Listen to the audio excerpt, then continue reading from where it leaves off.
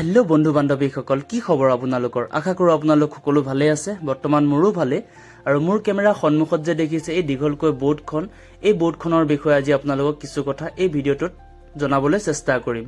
এই বোৰ্ডখনৰ নাম কি হয়, কিমানজন খেলুৱৈ বহে আৰু কেনেকৈ চলোৱা হয় সেই বিষয়ে।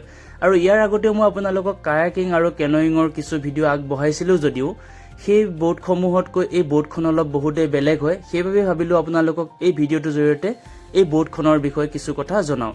এই বোৰ্ডখনৰ নাম হৈছে কেনয়িং 4 অৰ্থাৎ C4 বুলি কোৱা হয়। কেনয়িং 4 বুলি এইবাবে কোৱা হয়, ইয়াত 4জন খেলুৱৈ একেলগে বহি নি পজিশ্যন লৈ ওৱান ছাইড পেডেলিং কৰি এই বোৰ্ডখন চলোৱা হয়। সেইবাবে কেনয়িং 4 অৰ্থাৎ C4 বুলি কোৱা হয়। আৰু আপোনালোকে ভিডিঅ'টোত নিশ্চয় দেখিছেই চাগে, এই গ্ৰীণ কালাৰৰ এটা নি পেড আছে আৰু সেই নি পেডটো তলত ৰাখি তাৰ ওপৰত নি পজিশ্যন লৈ চলায় এই বোৰ্ডখন। আৰু 4জন খেলুৱৈ একেলগে পেডেলিং কৰে আৰু পেডেলিং কেইটা ছাইড কেইটা বেলেগ বেলেগ হয়। যদি প্ৰথমত যোনে ফাৰ্ষ্টত বহে সি যদি ৰাইট ছাইডে পেডেলিং কৰে, নেক্সট ছেকেণ্ডজনে লেফ্ট ছাইডে পেডেলিং কৰিব লাগিব আৰু 3 নম্বৰজনে ৰাইট ছাইডে পেডেলিং কৰিব লাগিব আৰু 4 নম্বৰজনে লেফ্ট ছাইডে পেডেলিং কৰিব লাগিব। এনেকৈ পেডেলিঙৰ ছাইড কেইটা চেঞ্জ কৰিব লাগে, লেফ্ট ৰাইট মিলাই ল'ব লাগে।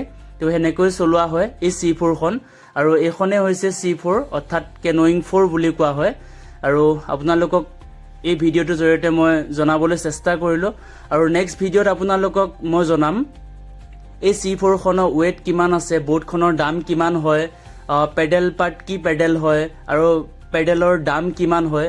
নেক্সট ভিডিঅ'ত আপোনালোকক জনাম। আৰু যদিহে ভিডিঅ'টো চাই ভাল পালে তেনেহ'লে লাইক, কমেণ্ট আৰু শ্বেয়াৰ কৰিবলৈ নাপাহৰিব। আৰু পুনৰ এটা নতুন ভিডিঅ'ৰ সৈতে লগ পোৱাৰ প্ৰতিশ্ৰুতিৰে আজিলৈ বাই বাই, ধন্যবাদ।